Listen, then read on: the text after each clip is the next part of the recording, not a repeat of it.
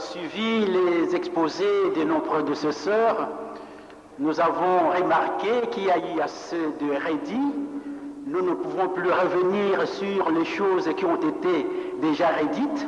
Nous faisons un effort pour que nous puissions dire ce qui est quand même essentiel. Nous allons tout droit au but. Nous tenons d'abord à remercier le chef spirituel, le représentant légal de l'église kimbanguiste et le comité d'organisation de la conférence de nous avoir offert cette opportunité de prendre la parole devant cette auguste assemblée pour présenter le message et les actes de puissance de Papa Simon Kimbangu sous forme de réflexion.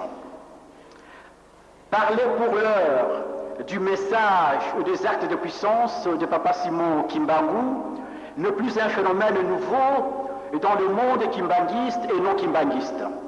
Le kimbanguisme est presque connu, mais pas parfaitement. Bien que connu, le message de Papa Simon Kimbangu et les signes de puissance qui ont caractérisé et accompagné son œuvre sont si nombreux et demeurent insuffisamment connus et voire même inédits, inépuisables, parfois aussi inauthentiques.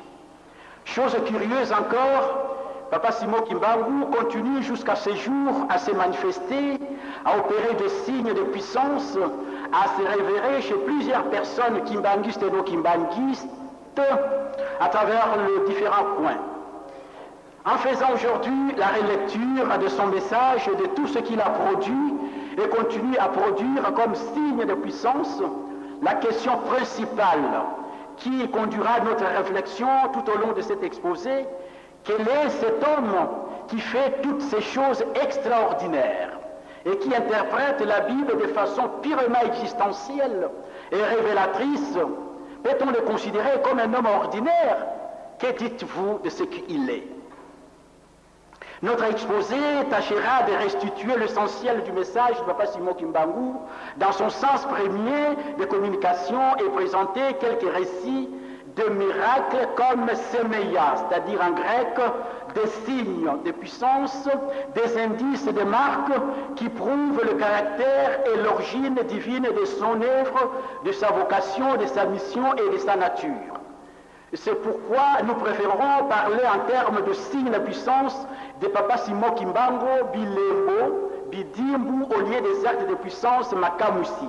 Ces messages et ces signes de puissance constituent un témoignage très éloquent de matière à réflexion quant à la mission et la personne de Papa Simon Kimbangu. Nous divisons notre exposé en deux parties essentielles.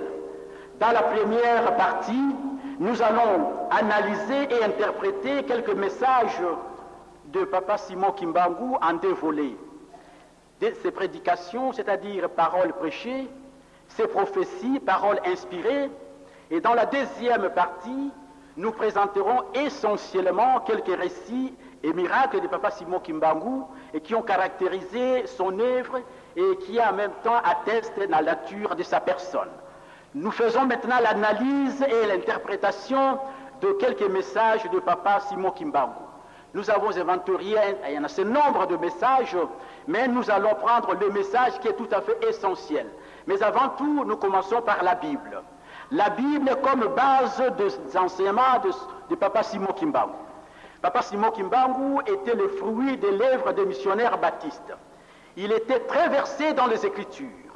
Les missionnaires de son temps l'ont écrit comme l'homme d'une intelligence supérieure à la moyenne, possédant une forte personnalité et connaissant bien la Bible. On le témoignait comme un bon chrétien assidu à la lecture de la Bible. Et Philippard affirme que la Bible était le livre de chevet de Papa Simon Kimbangu. Bien plus, l'avenir colonial, le Belge, rapporte que Papa Simon Kimbangu, ce fondateur de la nouvelle religion, ancien catéchiste, protestant, fut un garçon très intelligent et qui avalait et digérait très bien les Saintes Écritures. Et toutes ces références nous montrent combien Papa Simon Kimbangu connaissait très bien la Bible et qui était le fondement de son message et de son enseignement. Tout de suite là, nous passons à la relecture de quelques messages de Papa Simon Kimbangu, c'est-à-dire nous allons essayer d'interpréter, étant exégète, nous allons essayer d'interpréter quelques messages de Papa Simon Kimbangu. Nous avons inventorié un certain nombre de messages, mais tout de suite là, nous avons d'abord le message de Mbanza Sanda. Dans son discours d'adieu, le mercredi 10 septembre 1921, à Mbanza Sanda, dans le culte matinal, Papa Simon Kimbangu prononça à la foule le message suivant. « Mon heure d'être livré aux mains des autres est venue, c'est-à-dire des ennemis. Mon arrestation inaugure une ère nouvelle de persécution pour moi et pour la multitude. Quelle que soit la persécution sous ses formes, l'autorité coloniale ne réussira pas à déduire cette œuvre qui vient de Dieu seul. Je ne vous laisse rien d'autre que la Bible. Lisez-la en toutes circonstances, mettez en pratique les commandements de Dieu, et le moment viendra où cette heure de souffrance, de persécution disparaîtra, et nous glorifions notre Seigneur Jésus-Christ en public. En ce moment-là, les blancs deviendront des noirs, et les noirs deviendront des blancs. Mais je vous recommande, en dépit du fait que nous serons persécutés, nous avons l'obligation de les aimer. Pour que nous soyons conformes à l'Évangile, ne jamais haïr nos ennemis. Nous faisons l'interprétation de ce message. D'abord, nous relevons dans ce message la vision lointaine de Papa Simon Kimbangu de prédire les choses à venir, sa connaissance sur la réalité future. Il paraît tout savoir, il paraît tout connaître. Papa Simon Kimbangu, connaissant généralement le plan de son action dans le temps tout comme dans l'espace, eh bien, il donne un discours-programme de la manière dont son ministère se déroula. Il commence d'abord, il annonce le moment venu de son arrestation, les conséquences qui en découleront. Il préfère l'esprit. Il annonce le moment venu de son arrestation et les conséquences qui en découleront. Il prépare l'esprit de ses fidèles face à la situation. De même, Jésus, connaissant que son heure est venue et qu'il doit être arrêté et livré aux mains des ennemis, Jésus aussi donne un discours, programme en prévision de ce qui lui arrivera. Lavement de pieds en signe de deuil, trahison par des Judas, préparation de l'esprit de ses disciples, l'invitation à l'amour fraternel et arrestation, crucifixion et la mort. Et tout cela, nous le trouvons dans l'évangile de Jean à partir du chapitre 13 jusqu'au chapitre 20. Alors, de ce discours, programme de Papa Simon Kimbangu, nous retenons un fait important. C'est quoi en fait? C'est le fait de posséder, c'est-à-dire la possession de la science, la possession de la connaissance de façon universelle, les dons, les prédispositions de connaître tout à l'avance, toutes les choses à venir, même dans leurs plus petits détails, et toutes les choses à venir, même dans leurs plus petits détails, qu'il avait annoncé dans son discours programme en Mbanza Sanda, se sont réellement et effectivement accomplies. Les persécutions pour lui-même, la persécution pour les fidèles. Il y eut 150 000 martyrs issus de 37 000 familles qui ont été déportés. Malgré les atrocités les plus terrifiantes imposées à Simon Kimbangu et à ses fidèles, l'autorité coloniale belge n'est pas parvenue à anéantir ce qui vient de Dieu, l'œuvre de Papa Simon Kimbangu. L'église de Kimbanguiste est aujourd'hui fondée et reconnue officiellement par lui-même l'État belge en 1959 et enfin le gouvernement colonial en 1960. Les Kimbanguistes sont aujourd'hui libres et pris en public. Tout ce que Papa Simon Kimbangu connaissait et prédisait s'est réalisé. De même, tout ce que notre Seigneur Jésus-Christ aussi avait annoncé dans son discours, programme, s'était aussi accompli. Eh bien, il était arrêté lui aussi, maltraité, crucifié, mis à mort, enseveli après 3 jours. Il a été ressuscité des morts. Donc, cette qualité, ces attributs de Papa Simon Kimbangu comme de notre Seigneur Jésus-Christ, de posséder la science, de posséder la connaissance de façon tout à fait universelle, Eh bien, ça, ce sont des attributs, ce sont des valeurs qui sont essentiellement divines et que nous pouvons appeler en fait de l'omniscience. Alors, deuxième élément à souligner ici, dans le discours du papa de Mbanza Nsanda, c'est aimer ses ennemis. En dépit du fait que Papa Simon Kimbangu et le sien ont été persécutés, maltraités, humiliés, il recommandait aux siens de ne pas rendre le mal pour le mal. Dans une lettre qu'il adressa à un de ses fils le 16 décembre 1929, Papa Simon Kimbangu reprenait le même message. Soyez obéissants envers le missionnaire qui vous donne des instructions. Quelqu'un qui vous fait du mal, rendez-lui du bien au lieu du mal. Eh bien, si vous lui rendez le mal, vous ne serez pas pardonné par le bon Dieu. L'envoyé spécial de notre Seigneur Jésus-Christ insistait sur la loi d'amour pour Dieu et pour le prochain.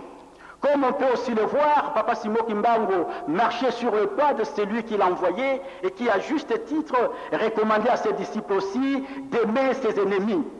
Vous avez appris qu'il a été dit « œil pour œil, dent pour dent », mais moi je vous l'ai dit, ne résistez pas aux méchants. Et il a été dit « tu aimeras ton prochain et tu haïras ton ennemi, mais moi je vous dis, aimez vos ennemis. Bénissez ceux qui vous maudissent, faites du bien à ceux qui vous haïssent et priez pour ceux qui vous maltraitent et ceux qui vous persécutent. » Nous trouverons tout cela dans Matthieu 5, 38 et 43 jusqu'à verset 44. Papa Simon Kimbangu, dans son message en Mbanza Nsanda, il a aussi insisté sur la persévérance dans la foi et face aux épreuves endurées.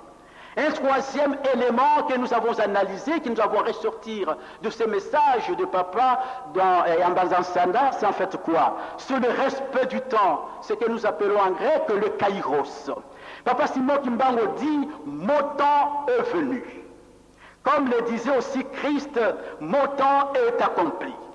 C'est le moment convenable, opportun, temps favorable, occasion. Il est temps. C'est le moment. Donc, Papa Simon Kimbangu gérait son temps comme Jésus. C'est pour montrer qu'il n'agissait pas selon la volonté de l'homme, mais selon la volonté de Dieu qui était lui-même.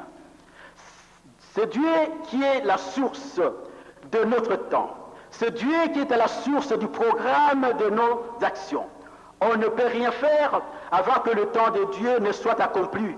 Quelles que soient les circonstances, les impératifs ou les circonstances, eh bien, il faut laisser tout entre les mains du Seigneur qui seul a le pouvoir de gérer son temps. La finition de cet amphithéâtre que vous contemplez pour le moment est liée aussi à la théologie que nous appelons la théologie du temps, le kairos. Une fois que le temps voulu par Dieu de Kimbangu est venu, tout s'est fait automatiquement et de façon prodigieuse. Eh bien, qui pouvait imaginer que ce si gigantesque édifice, comme celui-ci, puisse finir ses travaux dans un temps si record, si ce n'est pas le Dieu de Papa Simon Kimbangu.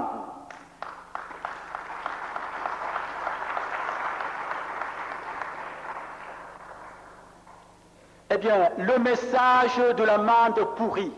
Je m'excuse encore de vous interpréter, je ne pourrais pas encore vous interpréter le message en tant qu'exégète de ce message de l'amande pourrie. Il est tout à fait riche, mais en tout cas, je vous en fais grâce, nous faisons course au temps.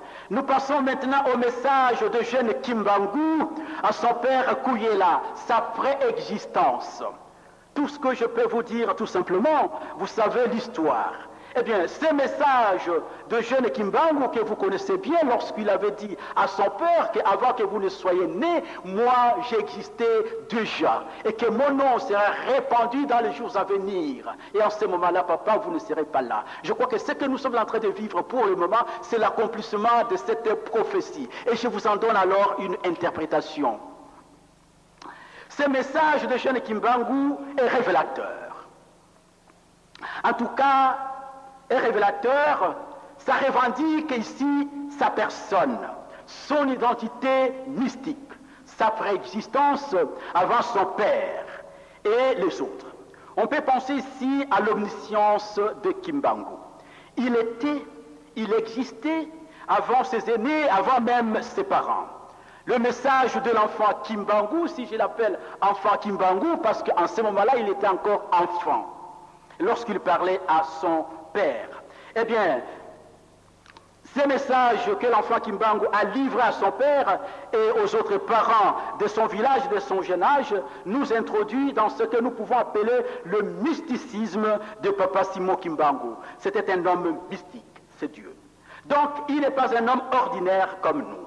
Il est doté d'une omniscience. Il reconnaît avoir existé avant son père et que son nom sera répandu dans le monde entier. Aujourd'hui, cette parole s'est effectivement accomplie. Le nom de Papa Simon Kimbangu est proclamé tout haut à travers le monde entier pendant que son père Kouyela n'est plus avec nous ici. Donc cette conférence internationale sur sa personne est une illustration éloquente de ce qu'il avait déclaré timidement ces jours-là à son père Kouyela. Tout se passe aujourd'hui tel qu'il avait annoncé dans sa jeunesse. Cela relève certainement de son mysticisme, de son omniprésence. Alors, nous passons maintenant à un autre message. Message de Papa Simon Kimbangu à Loa, après sa résurrection, adressé à ses disciples après sa mort, le 29 juillet 1959 jusqu'à 5 août 1952. En date de 29 juillet 1952, presque une année après sa mort, Papa Simon Kimbangu est apparu physiquement chez ses disciples en déportation à Loa, comme le cas du Christ qui était apparu chez ses disciples après sa résurrection. Papa Simon Kimbangu demeura avec eux pendant presque 8 jours. Et c'est au cours de cette apparition qu'il leur adressa ce message. Moi, Simon Kimbangu, le fils de Bakongo, j'ai vaincu le monde. Eh bien, Jésus m'a donné les 4 coins du monde. Il y aura un seul royaume, une seule église et une seule langue. Ce message, théologiquement, est un message très, très, très riche, qui a des similitudes avec le discours de Jésus après sa résurrection. Comme Christ a vaincu le monde, eh bien, Papa Simon Kimbangu, son envoyé, l'a vaincu lui aussi. Ainsi, Christ lui a donné la responsabilité pour continuer et achever son œuvre rédemptrice dans le cadre de la libération et de la réhabilitation du peuple opprimé, des peuples dominés, des peuples méprisés à travers les 4 coins du monde. Un seul royaume, une seule église, une seule langue symbolise en fait l'unité, et bien sûr l'unité sur le plan universel. Eh bien, nous passons maintenant à l'étude de 3 textes bibliques. Papa Simon Kimbangu n'a pas seulement donné des messages comme ça, mais il a fait aussi des prédications très poignantes. Alors nous avons choisi 3 textes. 3 textes, Matthieu 21, 42 à 43. Luc 15, chapitre 3 au verset 7. Luc chapitre 14, 15 à 24. Mais quels sont les textes en question? Premier texte, c'est quoi? Premier texte traite de la pierre qui a été rejetée par le bâtisseur et cette pierre est devenue une pierre angulaire. Eh bien, nous allons vous faire un tout petit peu l'interprétation de ce texte. Mais avant tout d'arriver à l'interprétation de ce texte, eh bien, je voudrais que nous nous rendions compte du contexte, de la situation dans lequel Papa Simon Kimbangu s'est trouvé lorsqu'il a prêché cette parole ou bien ce texte-là. Donc, contexte politique, contexte religieux et contexte sociopolitique de la prédication de Papa Simon Kimbangu. Eh bien, comme on le sait, au XIXe siècle, Le XVIe siècle, plutôt le XIXe siècle, fut un siècle politique, économique, d'intérêt plutôt politique, intérêt économique, mais aussi un siècle d'un grand réveil spirituel. Souvenez-vous qu'à cette époque-là, l'Africain, particulièrement l'homme noir, n'était pas pris à sa juste valeur. Il était considéré comme une race inférieure par rapport aux autres races. Eh bien, qu'est-ce que nous pouvons dire? Eh bien, nous disons que nous pouvons ici vous donner un ouvrage très important et qui souligne justement cette infériorité de l'homme noir. Un ouvrage paru aux USA en 1925 a été qualifié d'abominable et absurde par le père jésuite Charles, dans lequel l'auteur confirme le statut animal et bestial du nègre. Il qualifiait le nègre d'une brute créée avec le langage articulé et de main pour servir son maître, et qui est le blanc. Il déduit que les nègres ne sont que des singes. Les prendre pour les hommes, essayer de les éduquer, et puis de les élever, de les christianiser, est une entreprise criminelle. Seuls les blancs, pire race, ont une âme. Donc vous pouvez imaginer dans quel contexte l'homme noir se trouvait. Et c'est dans ce contexte juste que Papa Simon Kimbangu a fait ce message en ce qui concerne la pierre qui a été rejetée, ce qu'autrefois son éminence appelait l'équifoila. Eh bien, cette pierre a été rejetée et finalement, cette pierre a été récupérée pour devenir une pierre angulaire. Eh bien, et Papa Simon Kimbangu, dans son exégèse, plutôt dans son herméneutique, disent que, eh bien, c'est la pierre angulaire, c'est l'homme noir. L'homme noir qui a été rejeté, l'homme noir qui avait perdu presque sa valeur, est maintenant récupéré. Et c'est Papa Simon Kimbangu qui vient récupérer l'homme noir. Alors, nous passons à d'autres messages herméneutiques, encore théologiques, de Papa Simon Kimbangu en ce qui concerne eh bien, la brebis perdue. Ce deuxième texte est aussi une parole, celle des brebis perdues. Il s'agit ici d'un berger et qui avait 100 brebis. Mais ayant constaté qu'il a perdu une, s'en alla à la recherche de cette 100e brebis qui manquait. Eh bien, selon Papa Simon Kimbangu, cette 100e brebis et qu'il fallait chercher et qu'on trouva, c'est la race noire, peuple opprimé, méprisé, dominé et vivant dans des situations de discrimination et de rejet. Alors, nous allons tout de suite là vous donner encore, nous sommes en train justement de laisser tomber d'autres messages, d'autres choses. Eh bien, nous allons maintenant analyser des prophéties de Papa Simon Kimbangu.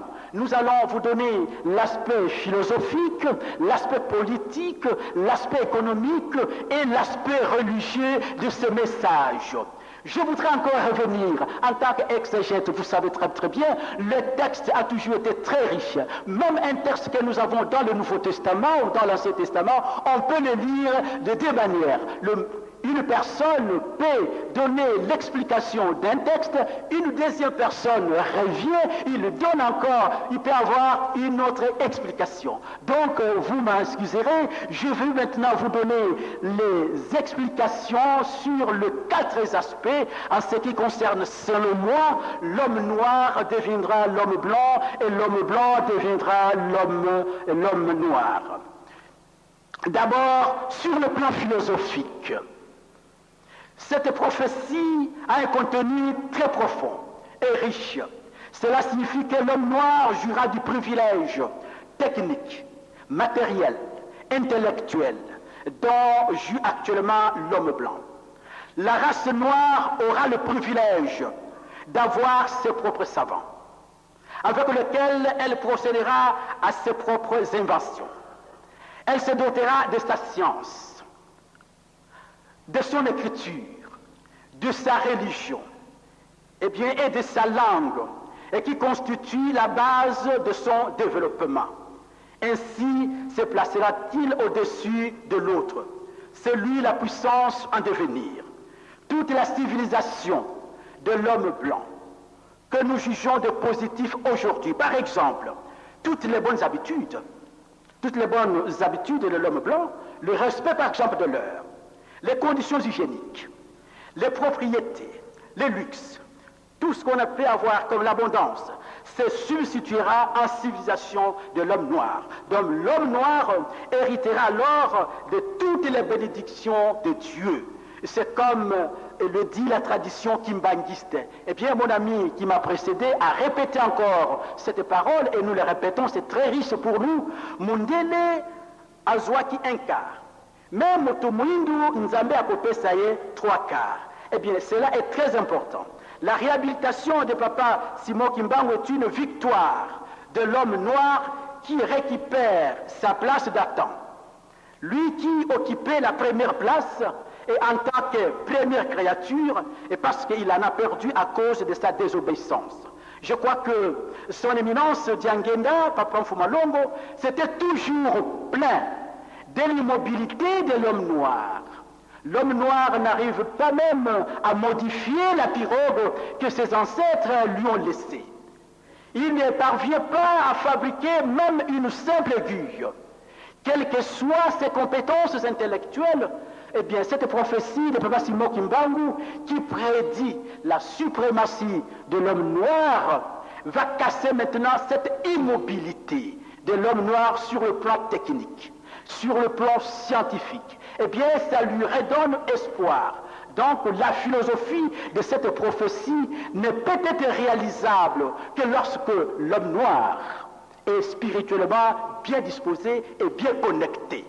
Sur le plan politique, cette prophétie joue un rôle important.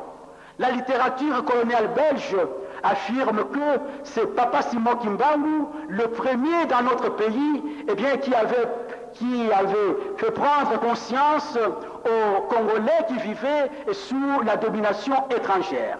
Le discours de Papa Simon Kimbangu affirmait que l'indépendance politique était la première des libertés. Eh bien, de tout peuple se devait d'arracher, et s'il tenait à être traité d'égal avec les autres. Eh bien, ce n'est qu'une fois libéré à l'asservissement et de la domination politique, eh bien, de la domination certainement de la domination politique étrangère, et qu'un peuple devrait capable de s'organiser en vue de la conquête et d'autres formes de liberté. Eh bien, sur le plan religieux, et cette parole de Papa Simon Kimbangu est aussi très significative. Elle bouleversa l'esprit des missionnaires. Rappelons-le que le christianisme nous a été enseigné par les missionnaires. On avait la ferme conviction à cette époque-là, comme si c'est le missionnaire qui détenait le monopole du salut. Et c'est lui qui avait le privilège d'entrer en contact avec Dieu. Et dans la pratique, on s'imaginait comme si la relation entre Dieu et l'Africain devait impérativement passer par le missionnaire. Et cette prophétie peut religieusement signifier que le privilège dont jouissait l'homme blanc d'être serviteur, missionnaire, envoyé de Dieu en terre africaine, peut lui être ôté et confié à l'homme noir. Et cela s'est déjà concrétisé à la personne de Papa Simon Kimbangu en tant qu'envoyé spécial de notre Seigneur Jésus-Christ. Autrefois, c'est le Nord qui évangélisait le Sud. Autrefois, c'est le Nord qui évangélisait le Sud. Eh bien, cette fois-ci, c'est le Sud qui évangélisera le Nord. Et c'est dans cette perspective que son éminence avait souvent l'habitude d'exhorter ses théologiens en disant « Vous allez défiler le monde entier ». Eh bien, autrefois, c'était l'occidental qui défilait le monde pour enseigner Jésus-Christ. Et cette fois-ci, c'est le tour de l'Africain de sillonner le monde pour parler de Simon Kimbangu, de Papa Simon Kimbangu. Eh bien, cette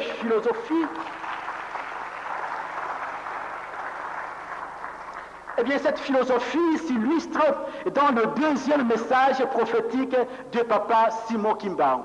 Quel est le deuxième message que nous avons épinglé? Nous avons retenu une autre prophétie. Nous avons parlé de la première prophétie, la deuxième prophétie est celle-ci. Celle-là que vous connaissez tous bien. Vous accueillerez toutes les nations. Promesse suprême de Jésus à Papa Simon Kimbangu, c'est une prophétie qui était chantée, eh bien, ne la perdez point. Cette prophétie de Papa Simon Kimbangu a été transmise, sous forme d'un cantique dont voici le contenu. Écoutez les chants des anges, vous accueillerez toutes les nations du monde. Promesse suprême de Jésus, ne la perdez point de vue. Rappelons que l'église kimbanguiste est née dans des circonstances très pénibles. Elle était l'objet de persécutions et de déportations massives par l'État colonial belge. Personne ne pouvait imaginer ce que l'église kimbanguiste allait devenir dans les jours à venir. Et pourtant, Jésus le savait, car la mission qu'il confie à Papa Simon Kimbangu est spéciale. Son nom sera répandu à travers le monde et beaucoup de gens viendront vers lui pour qu'ensemble, ils prient et glorifient le Seigneur. C'est dans ce contexte que Jésus-Christ lui faisait cette promesse suprême, vous accueillerez toutes les nations. Donc l'accomplissement de cette prophétie se réalise pour le fait que l'église kimbanguiste devient aujourd'hui un lieu de rencontre, un lieu d'accueil, d'hospitalité pour toute personne kimbanguiste ou non kimbanguiste. Elle devient pratiquement un lieu de rendez-vous. Eh bien, pour vous et pour toutes les nations du monde, nous venons ici pour adorer Dieu. Cette prophétie prône implicitement aussi l'esprit écuménique, l'universalisme de la mission de Papa Simon Kimbangu. Le kimbanguisme ne sera plus l'affaire d'un seul peuple, d'un seul pays, mais d'une diversité de nations. Eh bien, ce n'est plus l'affaire seule des kimbanguistes, mais de tout le monde. Cette conférence internationale est une illustration la plus éloquente de l'accomplissement de cette prophétie. Cela témoigne à suffisance et que Papa Simon Kimbangu est véritablement l'envoyé de notre Seigneur Jésus-Christ et qu'il l'a rencontré. Chaque fois que l'église kimbanguiste accueille ses hôtes, elle entonne ses cantiques pour confirmer la réalisation de cette prophétie. Passons maintenant immédiatement à l'interprétation des signes de puissance de Papa Simon Kimbangu.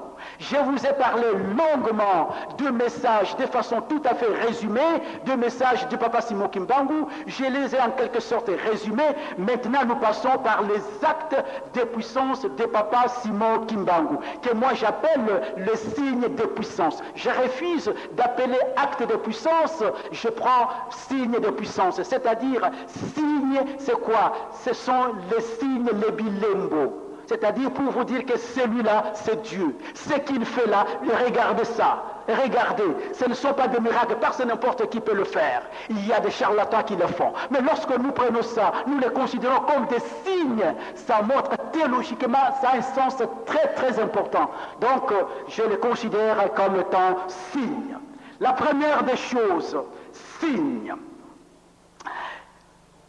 Les signes de puissance de Papa Simon Kimbangu, quelques récits. D'abord, le métanoïa comme signe de puissance le plus profond, c'est-à-dire la conversion. Le ministère de Papa Simon Kimbangu fut marqué par la proclamation de la bonne nouvelle qui a conduit à la repentance. Anderson, missionnaire Anderson, affirmait que l'avènement de Papa Simon Kimbangu fait vider des missions protestantes de leur stock de Bible. Des usines furent désertées en masse par ceux qui rendaient voir Papa Simon Kimbangu. Des soldats qui n'obtenaient pas de permission auprès des officiers désertèrent aussi pour pouvoir se rendre en Kamba. La prédication de Papa Simon Kimbangu et qu'il avait opéré plutôt une profonde repentance. Beaucoup amenaient de même auprès de Papa Simon Kimbangu leurs fétiches. D'autres les jetaient et les brûlaient d'eux-mêmes. On trouvait toutes sortes de fétiches jetés et brûlés le long de chemins qui conduisaient en Kamba. Festi rapporte que la prédication de Papa Simon Kimbangu a conduit à des résultats prodigieux. Les missionnaires assurent avoir vu des fétiches partout sur le chemin et le père Ron affirme en avoir ramassé des brouettes. Eh bien, beaucoup de maris, écrit Père Ron, ont rejeté leur femme n'en gardant qu'une.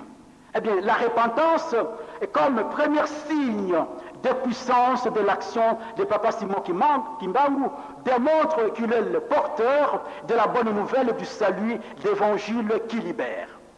Alors, nous avons maintenant un autre signe de Papa Simon Kimbangu qu'il a manifesté à Lutendele. Nous savons tous que Papa Simon Kimbangu a été mis dans un tonneau et jeté dans le fleuve. Et finalement, il est ressorti pour marcher sur les eaux. Qu'est-ce que nous pouvons retenir dans ce signe-là? Il s'agit d'un signe de puissance et qui illustre la parole du Christ. Celui qui croit en moi fera des œuvres les plus grandes. Cela prouve que Papa Simon Kimbangu était Dieu pour nous et qui était doté du pouvoir, de puissance et d'une force divine extraordinaire. C'est ce qui caractérise son impotence et son autorité divine. Signe de Papa Simon Kimbangu manifesté à Kimiala. Je ne voudrais pas ici revenir sur ce qui s'est passé à Kimiala. Qu'est-ce que je peux tout simplement dire? Eh bien, Papa Simon Kimbangu détenait la puissance de capturer la force du mal, de dominer sur les mauvais esprits. C'est pour montrer qu'il avait un pouvoir divin. Signe de puissance de Papa Simon Kimbangu manifesté à Tchesseville. Le samedi 3 décembre 1921, Papa Simon Kimbangu, toujours enchaîné, eh bien, quittait Tchesseville pour Léopoldville en route pour Lubumbashi. Un incident s'est produit. Au moment précis où le machiniste sénégalais a reçu l'ordre de démarrer, le train refusa de partir. Et Papa Simon Kimbangu exigea de rencontrer sa famille. Eh bien, faute de quoi, le train ne pourrait démarrer. L'officier belge fit venir l'épouse de Papa Simon Kimbangu et ses deux enfants, Papa Dialungana et Papa Diangena. Papa, selon lequel l'aîné se trouva déjà en relégation à Boma. Papa Simon Kimbangu les bénit tous et après qu'il y ait parlé à l'écart, chacun d'eux, il pria. Et se tournant ensuite vers l'officier belge, il dit à Kikongo, mais moi je le répète ici en français, c'est fait. Le train peut maintenant démarrer. Effectivement, le train s'est mis en route pour Léopoldville.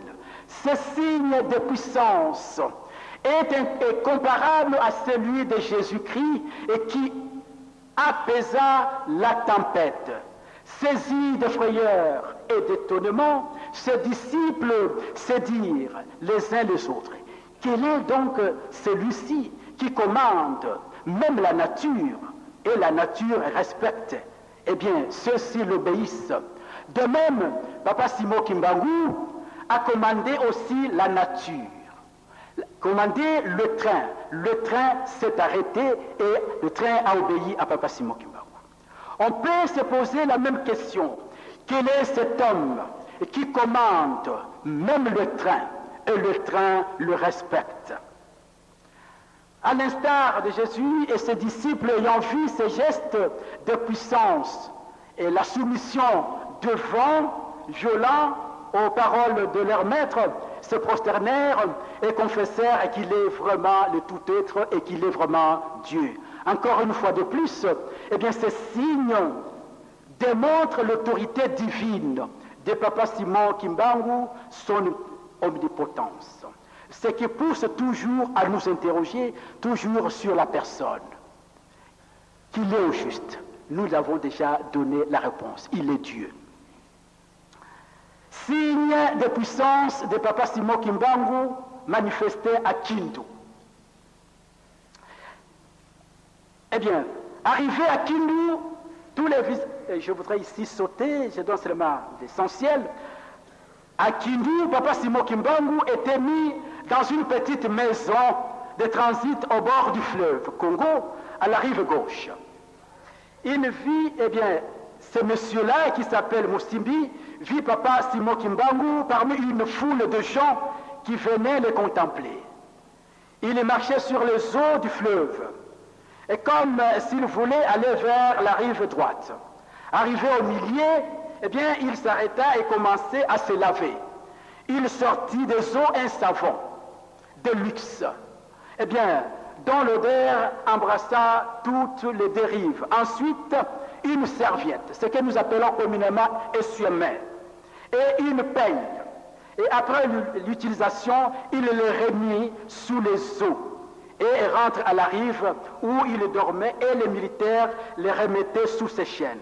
Donc, dans cet ordre d'idées, M. Sabati, un des témoins de cet événement, affirmait que Simon Kimbangu, qu'il appelait Simon Mukongo, était un homme extraordinaire.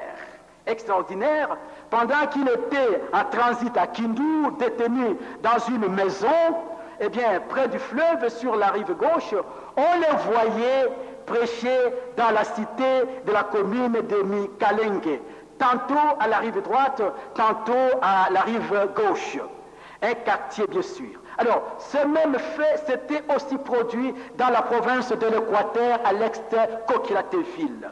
Pendant qu'il se trouvait en prison à Lubumbashi, eh bien, Papa Simon Kimbangu est apparu 5 endroits, notamment à Mbandaka, à Boende, à Ekafela, à Bofala, à Befale, en train juste de prêcher. Et d'un coup, on vient l'arrêter dans les 5 endroits, et pour on est retrouvé enfin qu'un seul Kimbangu qui est en prison à Lubumbashi. Ce sont là des signes de puissance, de grandes envergures, et qui confirment encore, une fois de plus, l'omniprésence de Papa Simon Kimbangu. Et pour finir, justement, avant d'aborder la conclusion générale, nous avons fait justement la course à la montre. Ok. Alors, nous vous laissons passer. Ça, c'est un récit que tout le monde connaît déjà. Nous sommes justement à la fin. Et avant sa mort à Lubumbashi. Je le fais lire ça rapidement. Eh bien, le jeudi 11 octobre 1951, à 5 heures du matin, la sœur Edossi, accompagnée d'un autre prêtre, vint trouver Papa Simon Kimbangu. Eh bien, il vient trouver Papa Simon Kimbangu pour le baptiser. Papa Simon Kimbangu, irrité, disait ceci à ce prêtre belge: « Je refuse, allez-vous-en. » Et ensuite, il ajoute: « Vous voulez me baptiser, c'est-à-dire la dernière onction, eh bien, n'est-ce pas, j'accepte si vous répondez exactement à la question que je vais vous poser.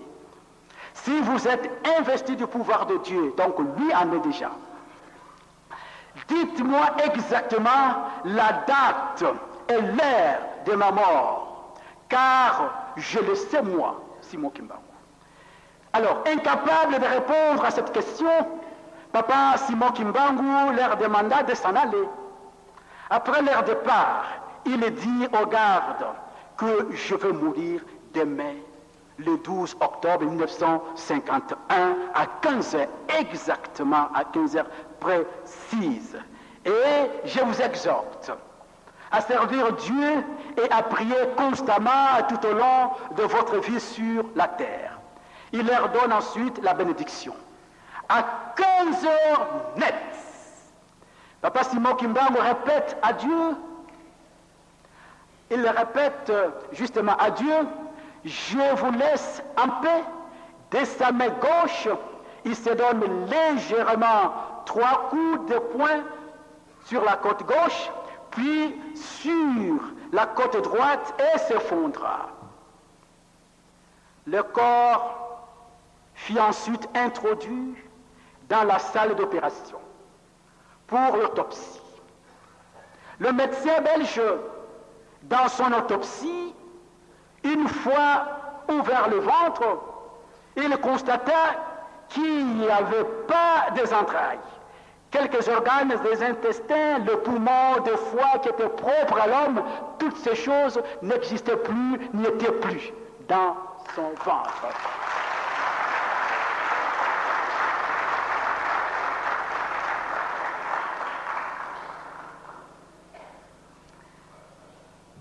Alors, je disais, et tout cela n'était plus dans son ventre. Et tous les blancs se précipitèrent pour voir ces signes. Je répète le mot signe. Poye betazali nzambe. Ces signes, je répète, et tous les blancs se précipitèrent pour voir ces signes de puissance dans la salle d'opération. L'exhumation de la dépouille mortelle de Papa Simon Kimbangu s'est effectuée le 25 mars 1960 après une durée de 9 ans. Chose étonnante, en ce jour-là, le corps de Papa Simon Kimbangu s'est retrouvé intact. Intact sans subir la décomposition. L'œil gauche fermé et l'œil droit ouvert. Un blanc qui était présent ce jour-là prit la boue de cet endroit et confessa: cet homme est réellement Dieu. Merci professeur, merci. La Je crois que conclusion c'est fini, ça fait une heure. Nous avons la conclusion générale. Nous avons présenté le message ou le discours. Conclusion, je vous donne 30 secondes. Merci 30 beaucoup. secondes. Très rapidement, je vous fais la conclusion. Nous avons présenté le message ou le discours théologique de Papa Simon Kimbangu en deux temps. Le message prêché, c'est-à-dire ses prédications, le message inspiré, ses prophéties. Il ressort de toutes ces prédications et toutes ces prophéties de Papa Simon Kimbangu un message fondamental, celui de la libération et de la récupération, bien sûr, d'un peuple opprimé, dominé, humilié, c'est l'homme noir. Papa Simon Kimbangu est l'envoyé de notre Seigneur Jésus-Christ pour une mission spécifique. Assurer la destinée de tout un peuple, la prendre en charge, les consoler et défendre son sort. Conférer